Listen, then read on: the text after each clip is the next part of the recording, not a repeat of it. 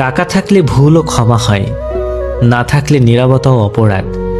মানুষের সঙ্গে সীমিত সম্পর্ক রাখা ভালো, কারণ মানুষ যতটা ভালোবাসা দেখায় বাস্তবে ততটা নয়। প্রয়োজন হলে আপনাকে পুজো করবে, আর প্রয়োজন ফুরালে শত্রু বানিয়ে বদনাম করবে। মানুষের স্বভাবই অদ্ভুত, থাকলে অবহেলা করে, না থাকলে আফসোস করে, তারপর জীবনভর হাহাকার ছাড়া কিছুই হাতে থাকে না। কথাটা অনেক মূল্যবান।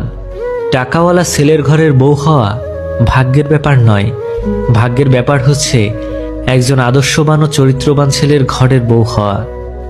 স্রষ্টা বলেছেন, তুমি যাকে আমার চেয়ে বেশি ভালোবাসবে আমি তাকেই তোমার কাছ থেকে দূরে নিয়ে যাব এবং তোমাকে একা করে রাখব। তিনি আরও বলেছেন, কখনো বলবে না আমি তোমাকে ছাড়া বাঁচব না, তবে আমি তাকে ছাড়াই তোমাকে বাঁচাবো এবং পেছনের অনুগত সব আবেগ কেড়ে নিয়ে তোমাকে দিব্যি সামনে নিয়ে যাব। তুমি কি দেখো না, ঋতুরাও বদলাতে থাকে, ছায়া দেওয়া গাছের পাতাও শুকিয়ে যায়, ধৈর্য হারিয়ে যায়, কিন্তু তোমার স্রষ্টা ধৈর্যশীল ও পরম দয়ালু।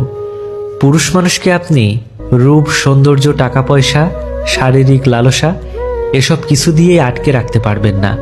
পুরুষ আটকায় কারো বিশ্বাস, চরিত্র, শিশুর মতো পাগলামি করা ভালোবাসা, খানিক মায়ায় আর মারাত্মক যত্নে।